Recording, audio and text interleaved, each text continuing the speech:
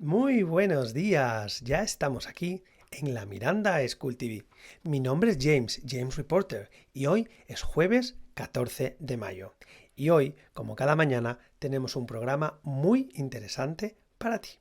Vamos a empezar la mañana con un poco de movida chimpancé. ¡Oh!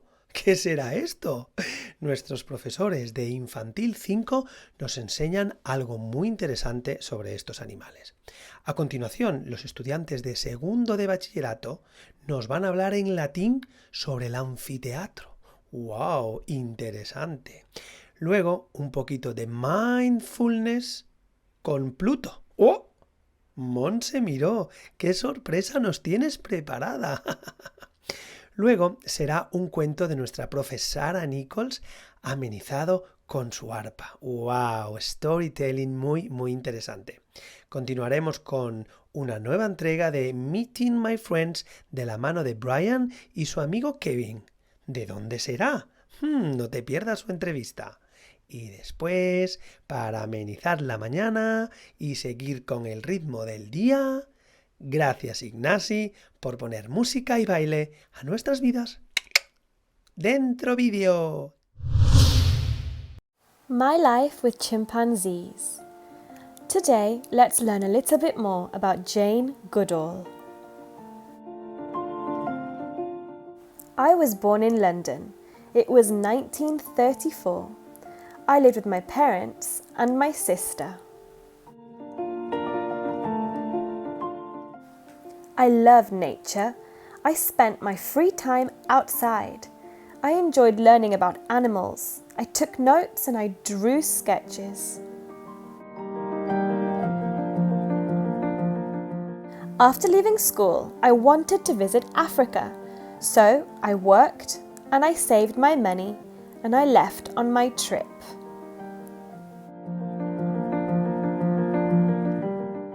I was excited to learn about African animals.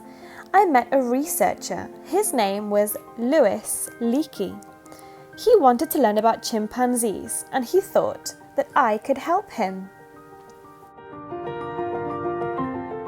So I went to their habitat where they lived and I watched the chimpanzees.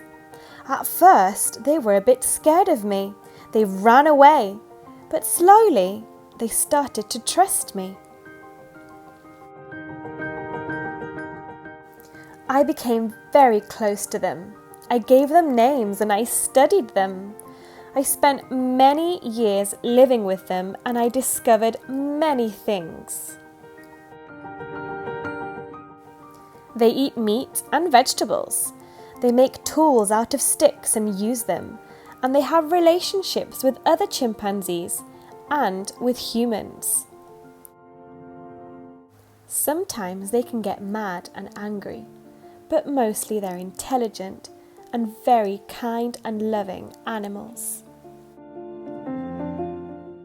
I wanted to share all that I was learning, so I wrote books. People made videos of my work and I became a little bit famous.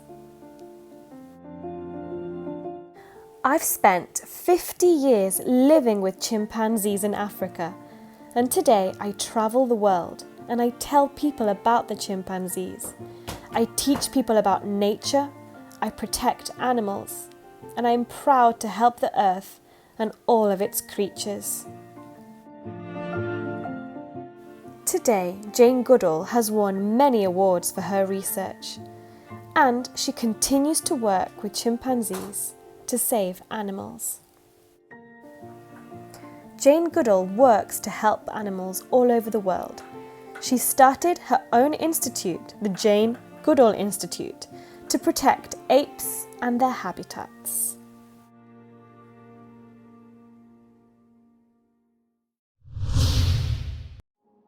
Hoy os voy a hablar de uno de los edificios más emblemáticos del Imperio Romano, el anfiteatro.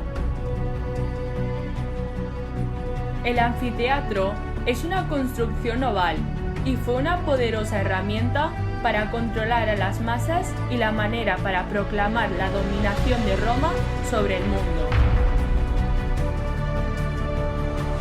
Consta de de 3 partes básicas. La pista o arena era donde se hacían los espectáculos. El sótano o fosae estaban los almacenes para los decorados, los departamentos para los luchadores y las jaulas para las bestias. Un sistema de rampas servía para subir las fieras a la arena. La grada o cavea, construida por un sistema de galerías que permitían acceder por unas escaleras y unos accesos, vomitoria, estaba separada de la arena por un muro de unos 4 metros llamado podio.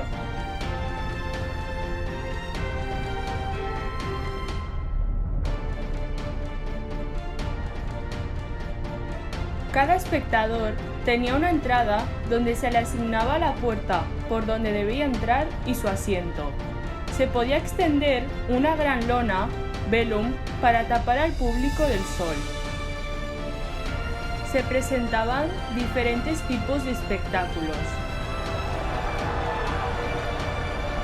Las tribunas estaban reservadas para las personas más importantes. Ludi gladiatori. Los combates de gladiadores se convirtieron en el espectáculo preferido por los romanos. Venaciones. Luchas entre fieras o lucha entre hombres y bestias. Naumachiae, batallas navales donde los combatientes solían ser gladiadores o criminales condenados. En el anfiteatro también tenían lugar las ejecuciones de los condenados a muerte. A continuación, vamos a retroceder en el tiempo viajando a los anfiteatros mejor conservados del mundo, donde los romanos dejaron sus huellas.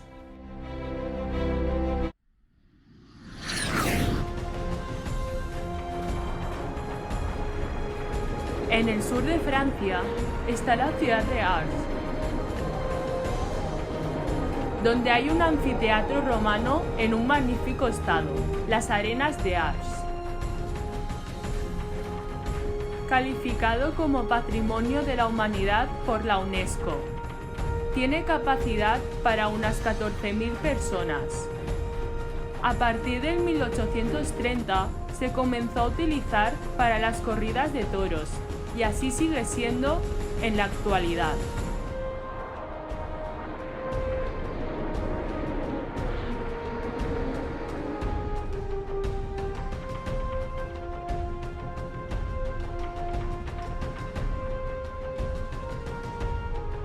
En la ciudad de Lejem, en Túnez, está situado el mayor anfiteatro romano de África, el Coliseo Cydrus, con una capacidad para 35.000 espectadores. Es el tercer anfiteatro más grande del Imperio Romano. Fue construido por el procónsul Gordiano bajo el reinado del emperador Maximino el Tracio. Además se utilizó para el rodaje de algunas escenas de la película Gladiator.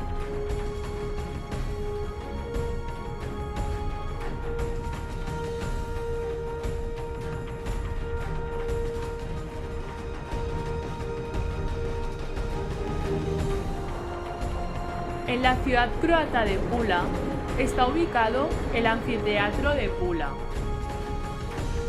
Gracias al excelente estado de conservación de este edificio romano, ha permitido a fondo las técnicas constructivas de la antigua Roma. Actualmente, el también conocido Pula Arena está adaptado para presentar obras de teatro, ceremonias militares y hasta partidos de hockey profesional.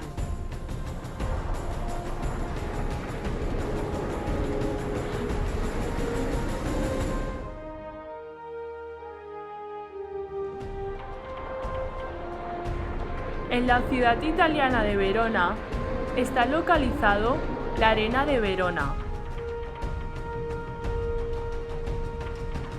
A causa de su impresionante acústica, lo han convertido en el lugar ideal para realizar presentaciones de ópera.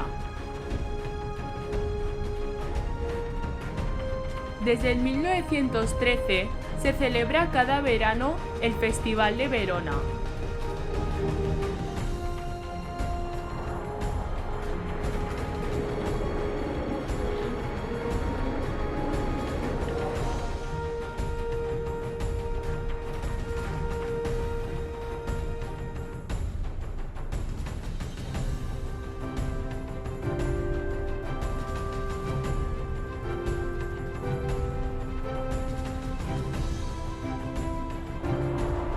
En el centro de la ciudad de Roma se encuentra una de las 7 maravillas del mundo, el anfiteatro Flavio, más conocido como Coliseo. Las obras empezaron bajo el mandato del emperador Vespasiano e inaugurado por Tito con unos juegos que duraron 100 días. Por su conservación e historia, es uno de los monumentos más famosos de la antigüedad clásica.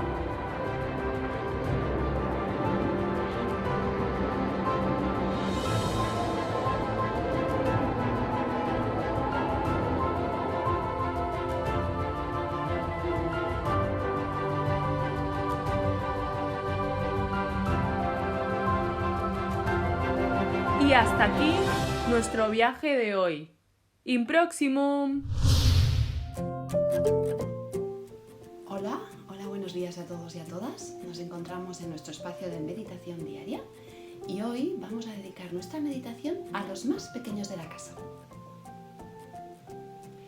No hay edad para meditar. Realmente podemos meditar a lo largo de toda nuestra vida, pero hacia los 3 años es un buen momento para iniciar, para hacer esta iniciación hacia la meditación, ejercicios tranquilos, como un juego que nos ayuden un poquito a relajarnos, a bajar nuestra impulsividad, nuestra actividad y a estar un poquito bien en contacto con nuestro cuerpo y nuestra respiración. Pero mirad, hoy la vamos a dedicar a los más pequeños de la casa, como os he dicho, a partir de 3 años hasta los niños de segundo de primaria. Mirad, para ello hoy vamos a contar con la ayuda de Pluto. Pluto es un perro muy simpático al cual le encanta meditar. ¿Verdad, Pluto? Oh, sí, a mí me encanta estirarme en el suelo con la panza hacia arriba mirando al sol y quedarme tranquilito y relajado. Se está tan a gusto, respirando el aire, entrando por la nariz, hinchando mi barriguita. ¡Qué bien que estoy! Mira, Pluto, ¿qué te parece si hoy les enseñamos a los más pequeños de la casa cómo pueden meditar? ¿Cómo lo haces tú? Oh, sí, me encanta, me encanta. ¿Puedo hacerles una práctica? Bien, Pluto, me parece fantástico. Dinos, ¿qué vamos a necesitar para ello? Pues para ello deberíais pedirle a papá o a mamá que os ayuden a hacer un barquito de papel. Ahora mismo os lo explico. A ver, Pluto, cuéntanos, ¿qué más vamos a hacer ahora? Si ya tenéis vuestro barquito de papel preparado, mirad, yo lo tengo aquí. Buscar un sitio cómodo donde os podáis estirar. Encima de la cama, en vuestro sofá, quizás también podáis tumbaros encima de la alfombra. Estiraditos, y vamos a colocar el barquito encima de nuestra barriga. Muy bien, ahora lo veréis, os lo voy a enseñar. ¿Estás preparado ya? ¿Estás estirado en un lugar cómodo? Las piernas estiradas, los brazos relajados y el barquito encima de tu barriga. Y empiezas a tomar aire por la nariz, inhalas, inhalas y miras cómo el barquito sube, sube, sube, sube al llenar la barriga de aire. Y cuando ya tienes la barriga llena de aire como un globo, vas sacando poquito a poco por la nariz el aire, lenta, lenta, y ves cómo el barquito baja, baja, baja, baja, baja. Y sube, sube, sube, sube. Oh, baja, baja, baja, baja. Inhala.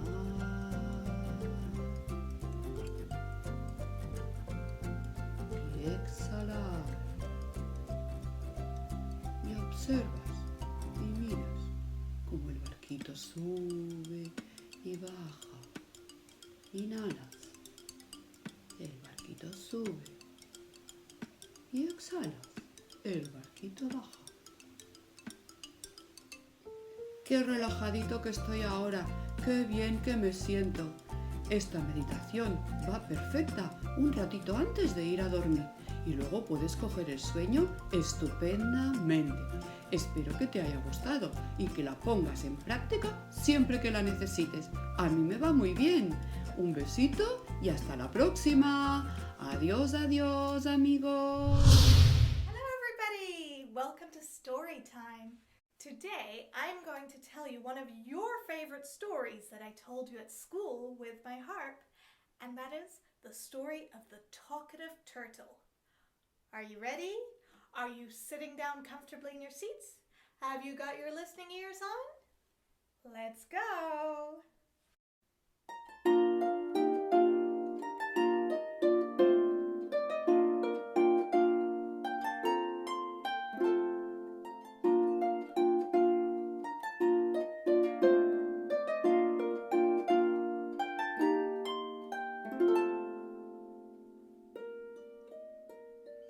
Once upon a time, on a beautiful lake, there lived lots of little animals.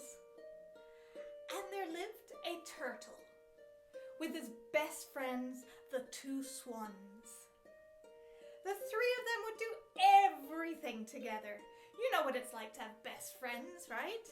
Oh, they would play together all day, all night, and laugh and hee. So much fun.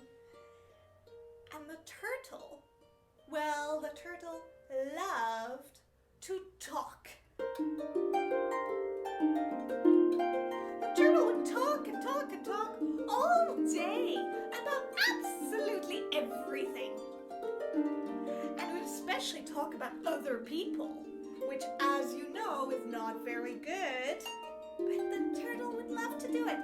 Talk, oh, talk. Oh, look at the elephant. He's got really strange skin. Oh, look at the porcupine. Look at all those things on his back. Oh my God. And look at the owl. His eyes are so big. Now one day, the turtle awoke to find that the lake they were living on had completely dried up. There was no more water. How on earth would they live and survive?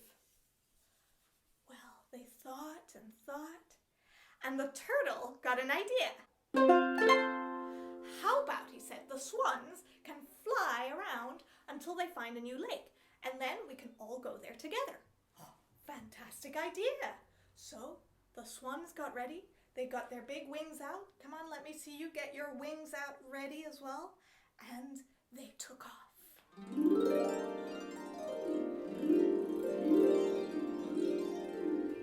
And they flew and flew for hours.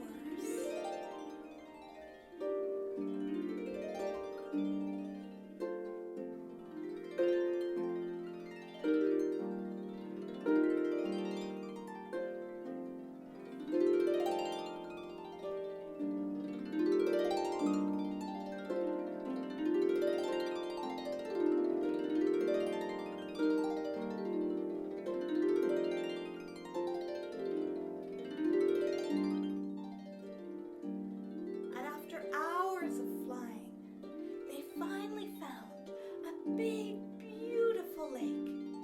It was big and blue and wonderful. So they flew all the way back to tell the good news to the others. But there was another problem. This new lake was so far away, and everyone could get there, but the turtle was only little. How could he get all the way there? He definitely couldn't walk there, it's too far. So they thought for a while, and then the turtle got an idea. How about, he said, we get a long stick, and the swans can grab onto each end of the stick with their beaks.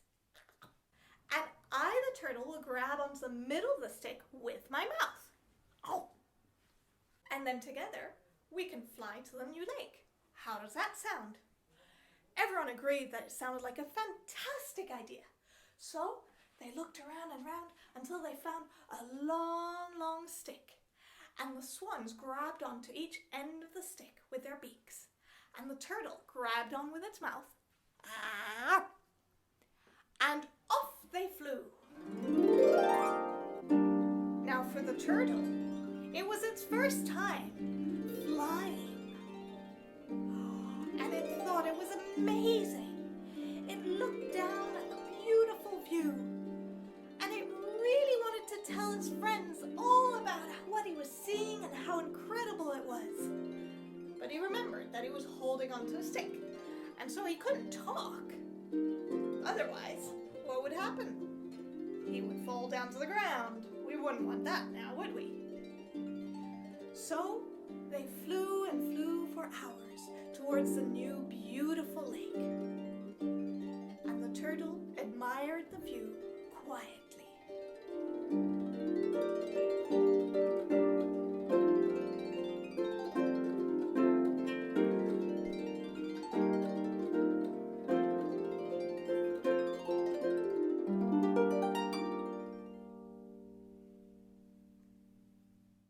Now, after hours, they finally flew over the new lake.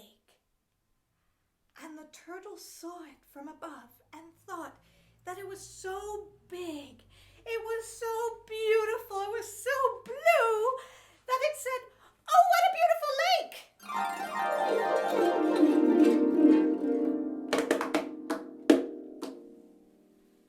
Oh, the turtle spoke and fell all the way down onto the rocks below.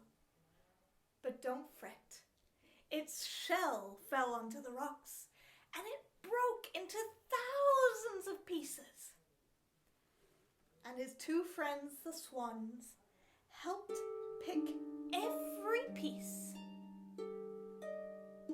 And once they picked up every single piece, they glued them back together.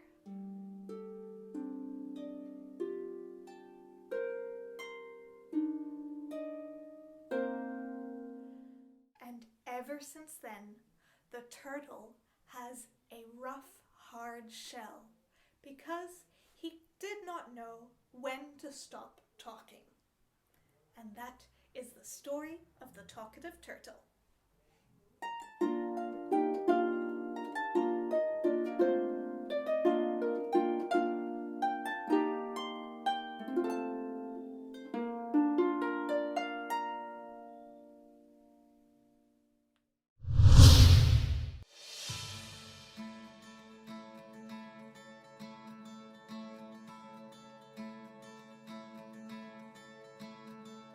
Hey there, my name is Brian, and I've been lucky enough to travel to different countries all around the world and meet many wonderful people.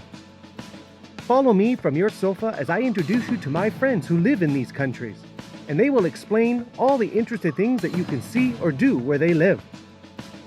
So sit back and relax as we explore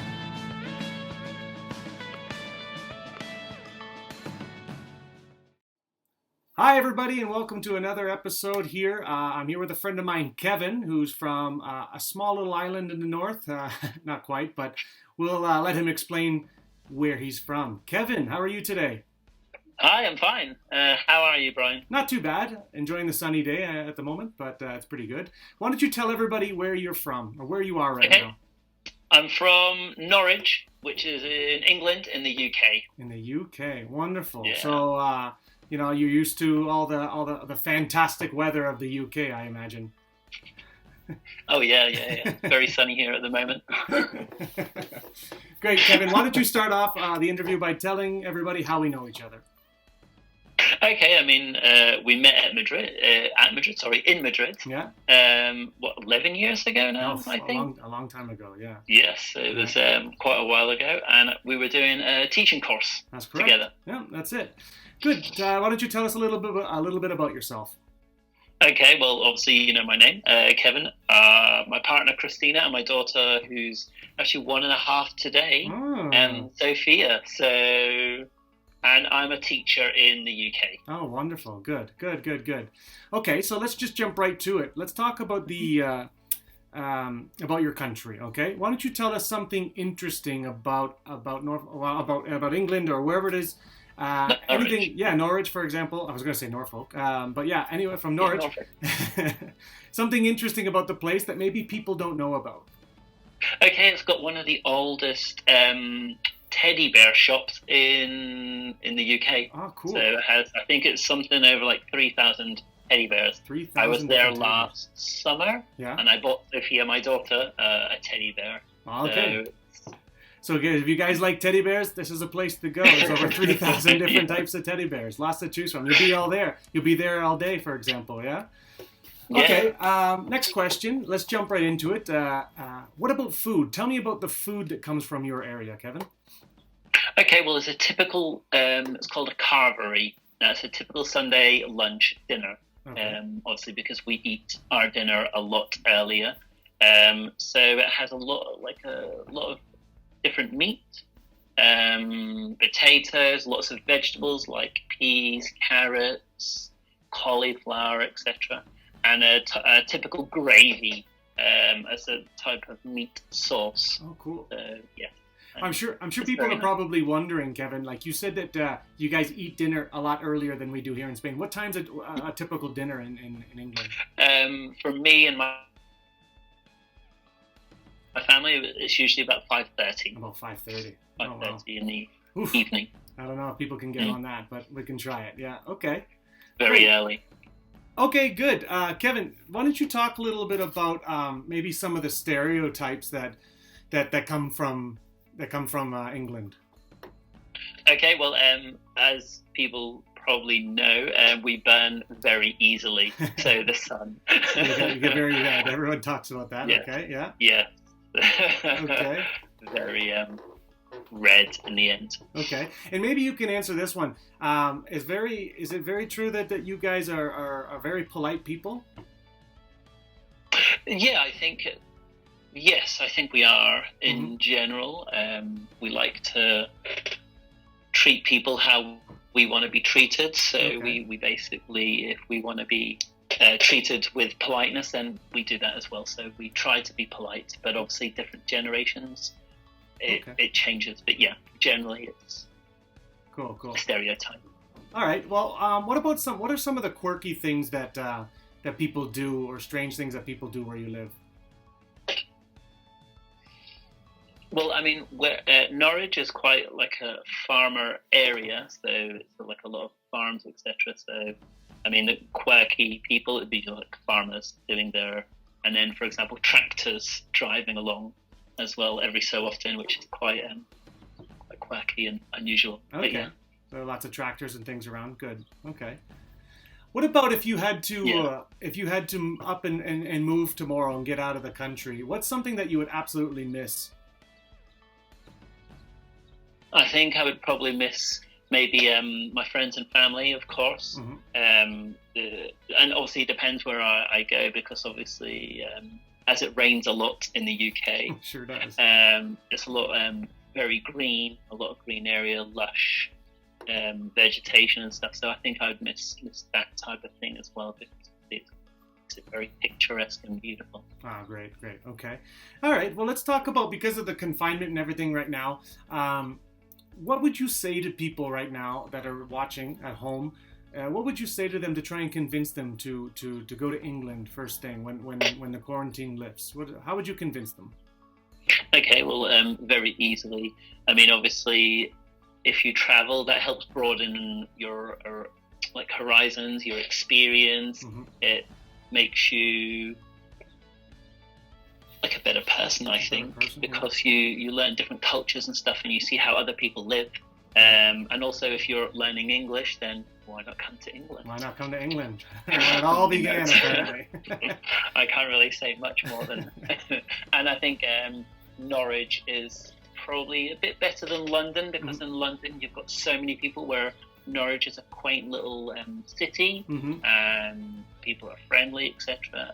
And you'll get to see a lot of people, but not as maybe many people as London, because it's just like chaotic. Right. So you get that kind of that small town feeling, for example. Yeah. Yeah. And I think that's better. And then rather than say having 5 billion people. That's true. For example. Good. Okay. And let's finish this off how I always finish it off. Let's talk about something inspirational for the people at home watching. Give them some sort of pep them up a little bit and talk. What's something you could say to them right now to kind of give them a bit of energy? Okay. I mean, I always have a saying: if life gives you lemons, make lemonade. Make It's lemonade. very typical. I think it might be American, but it's always one of those that make a good situation out of like a bad situation. So, for example, I'm spending a lot more time with my daughter because I am working, of course, online, but I spend time with my daughter or more time, and I'm reading. I'm back to reading rather than school textbooks. I'm actually reading novels, etc. in the evening. So try to take advantage of the situation, maybe online courses, etc. Good. Yeah. Great. Well, Kevin, thank you very much for taking the time to talk with us a little bit about Norwich, and we really appreciate it. Well, hopefully we'll talk to you again real soon. Excellent. Well, thank you very much, Brian, and hope to see you here soon. I'll try and get out there as fast as possible. You've never been. That's it. All right, man. Take care. Okay. Bye-bye. Bye.